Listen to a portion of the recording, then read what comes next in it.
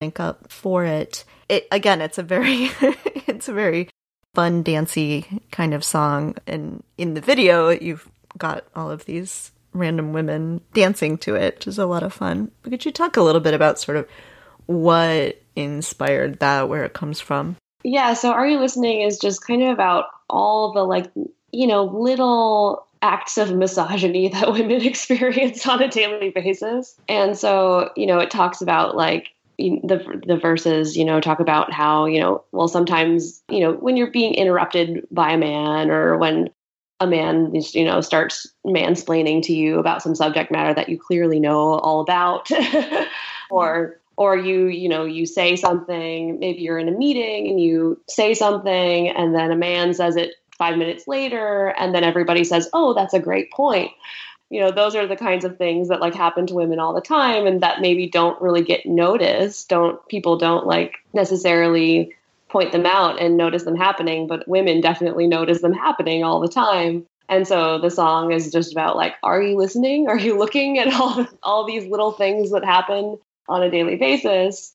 Are you listening? He just repeated the words that came out of her mouth. Now they're listening, like they're just hearing it for the first time now. Are you listening? He interrupted her expectation. Listen to him tell her everything that she already knows. Oh, watch her see with that smile like a pro. And it's also kind of about celebrating women for just, being, we face those kinds of things on a daily basis. And yet we just kind of go on with our lives and keep on going and working and parenting and doing everything that we do and putting just letting those things roll off of our back. And there's something really strong and awesome about that, that we can put up with those kinds of things so regularly and still just not let them get to us overall and go on with our daily lives. And so the chorus of the song, says watch her seethe with a smile like a pro.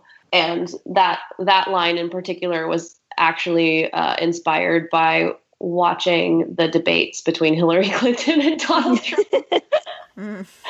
Well, I had this idea of these lyrics for this song in mind for a while, and then but I hadn't sat down to write it, and then I ended up watching a debate and just kind of noticing all these little things that were happening during the debate and how Hillary would just, keep on smiling. And she was just such a pro at facing these things that she's probably faced throughout her entire career. And so that gave me the inspiration to okay, I'm going to sit down now and I'm going to write the lyrics to this song. It's interesting that comes from Hillary, because I just read an interview with Chelsea Clinton. It was in The Guardian, it just came out a day or two ago. And this very much feels like the kinds of stuff that Chelsea was talking about too, the way she's had to sort of in her whole life just kind of endure all this stuff that's thrown at her, and the way she responds now on Twitter especially is that kind of she doesn't just let it go. She says it, she calls it out, but does it cheerfully. And so what is the backstory of the video for that? We wanted to make this video. We were on a low budget, of course. And so our idea was, well, this song is about women and we want it to feature women. And so why don't we just go, and we wanted the lyrics to be very central to it. And so we thought, well, why don't we just try to get a bunch of women of different shapes and sizes and colors and everything to kind of lip sync to the song, because the song is about experiences that all different kinds of women face. And so we decided, well, we'll just shoot it in New York and we'll find a location that we can plant ourselves at, and then we'll have cue cards with the lyrics on them, and then we'll try to pull random strangers off the street. Just ask women as they walk by if they'd be willing to participate in this video, so that we would have this kind of genuine, organic kind of video. And, New York is one of these, it's such a diverse place where you can like count on having, interacting with all sorts of different women to potentially get in this video. And so that's what we did. And I was really shocked at how easy it was to get just like random strangers off the street to come like lip sync to a song that they had never heard of before. And like, just, during the, on a Sunday morning when they were going about their normal lives, we definitely had more yeses than nos when we asked people. And we just kind of approached them on the street and said, hey, we're like shooting this video. It's about like, feminism and women empowerment. And would you be willing to be in it for us? And most of them said yes. And so we just would teach them, a few lines of the song and then shoot them and do like a couple takes and then send them on their way. And then we'd find another one. And so we really just did this in an afternoon. And then we also had some of our female friends come as well who were, supporters of the band. And so not everyone is a random stranger in the video, but most of them are, including some really cute French girls who spoke absolutely no English, who I think were like, ages like 6 to 12, and their parents like allowed them to come dance with me. I feel like I like the video even more now that I know they were just random people off the street. Yeah. And it was, honestly, I was really scared and nervous to do this because I was like, oh God, who is going to do this? And it's going to be so like awkward and weird to try to get them to do this. But everyone was so willing to do it. And the women of the streets of New York are just so badass. They'll just, sure, I'll come learn your song that I've never heard before and be totally confident in front of your camera and have attitude. And like, it was really inspiring to me to interact with so many like strong, confident women who were willing to do this on a Sunday. And so I came away from that video shoot just like feeling really, really good about New York women. Be an interesting experiment to run if you did it in other places. Yeah, I'm not sure if it would work as well in the Midwest. I don't know. I bet we could find you places in Chicago and Madison that people would probably. Oh, totally. Downtown Madison, you would have people lining up.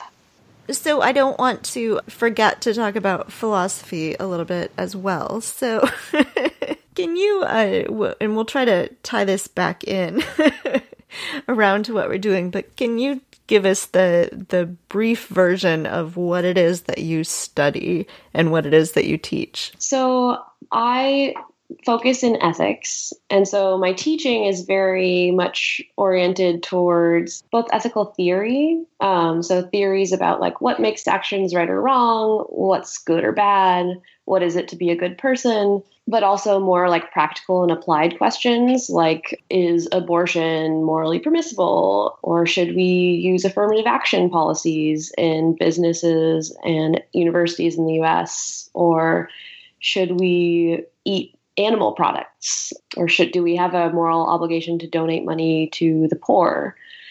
So I teach both kinds of like more theoretical questions and applied questions like that.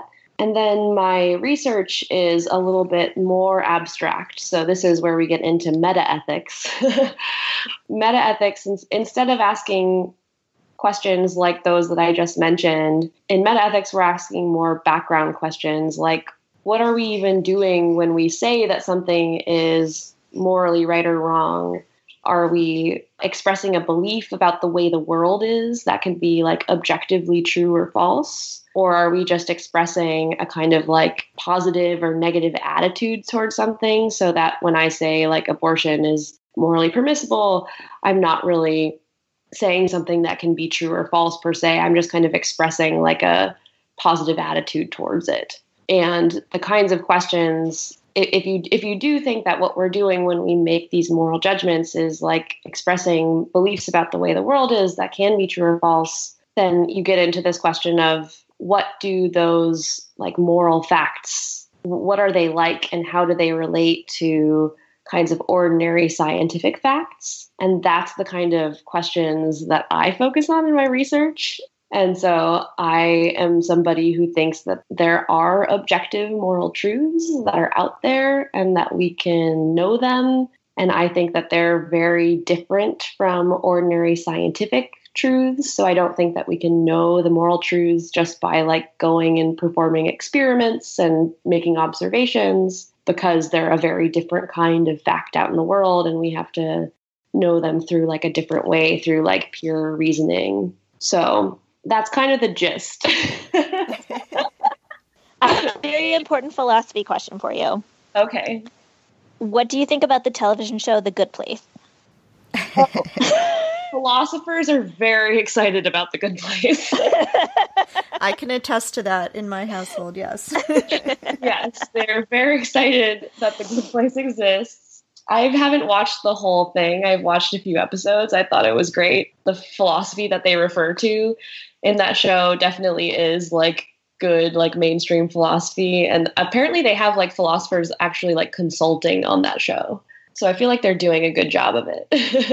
I interacted with an undergraduate student recently who asked like, you know, I'm interested in getting into ethics and I don't know where to start. I'm trying to figure out like what are some of the major works that I might start out engaging with. And I was like, well, maybe you should first watch The Good Place.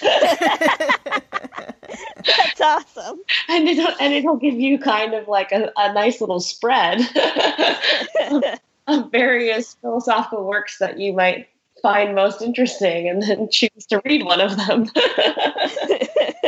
I'm all into teaching philosophy via TV shows. Awesome. In our house, it's teaching philosophy via Star Trek, so. I mean, that also works. Unfortunately, my Star Trek references are completely lost on my students these days. Yeah. I mean, the way I learned about philosophy is through the novel Sophie's World, so... Yes! That's the entirety of my knowledge of philosophy. That was the very first thing I ever read that was, like, philosophical. No way! Yeah, that's what turned me on to it, yeah. My mom bought it for me at, like, a garage sale because my name is Sophie, and so she was like, oh, hey, Sophie's World. It's funny. There you So, go. yeah. To what extent do you think that your research has informed your politics? Because it seems like you couldn't help but, you know, if you think that there are these sort of truths out there, you know, that seems like it would have to affect the way you think about politics. And I'm thinking too, it feels increasingly like the way our politics is that it's not just, I think this would be a better way to do this, but what do you think? And let's debate, you know, but it's very much become a, like, this is the truth. And I'm just as guilty of it as I think the other side is. And so I'm wondering how sort of thinking about philosophy in that way affects the way you think about politics. Yeah, that's a super good question. I think the reason why I'm interested in this kind of highly theoretical question in my research about, like, you know, are there objective moral truths and how do we know them?